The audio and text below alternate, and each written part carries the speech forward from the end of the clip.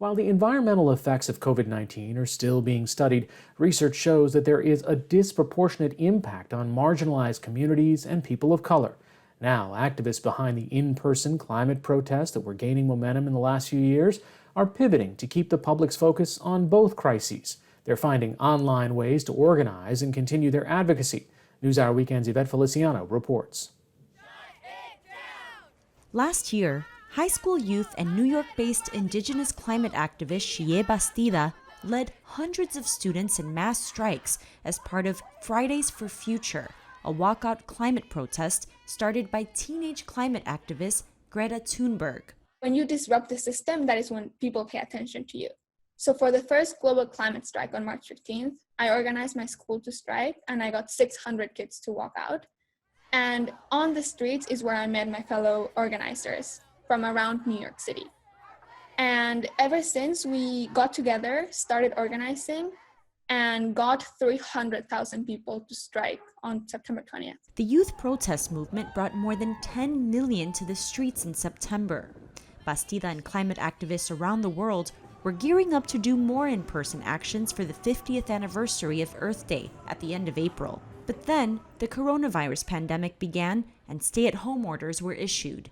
It really disrupted kind of like our upward trend of having impact in different places, but it united us in a different way because climate activism is about community. So we shifted all of our organizing that was going to happen on the streets to online activism. The focus on online environmental activism has only grown. For Earth Day on April 22nd, climate justice organizations like 350.org helped organize a 72-hour live stream event, which had over 4.8 million views from around the world. How do you advocate, lobby, and create critical moments of pressure when you can't get into someone's face? Tamara Tolles O'Laughlin is the North America director for 350.org.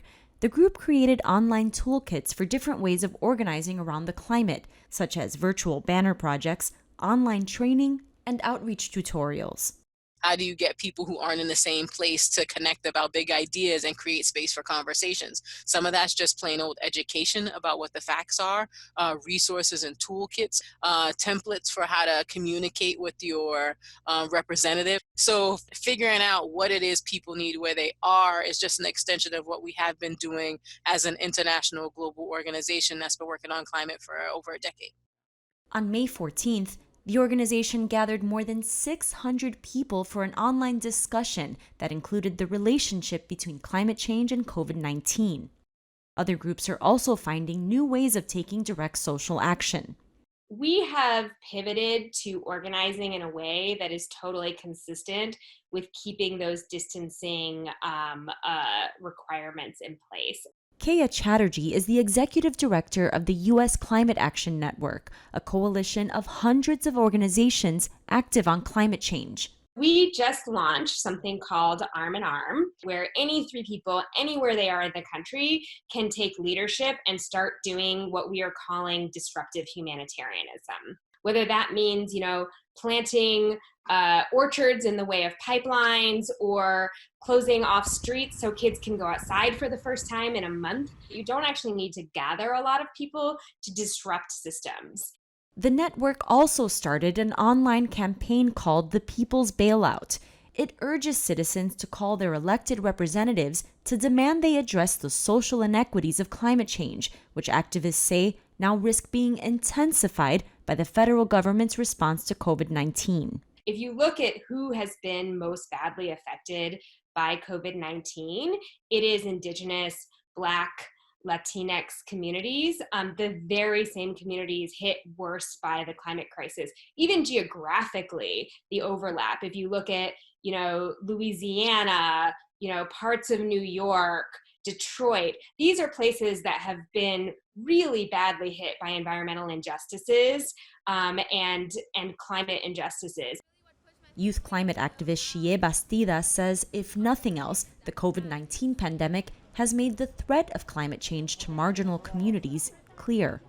I was born and raised in Mexico, and when I was 13 years old, my town flooded heavily, and not only that, but the waste that we had from a lot of the neighboring factories spilled over on the streets. So it was pollution and the effects of the climate crisis combined into something that completely made my town unstable economically. So ever since, that was like my wake-up call. What COVID has done is rip the Band-Aid off and let people know that if you don't have access and you don't have resources, then you don't have a response to a crisis that will only continue to be compounded as climate makes pandemics more likely.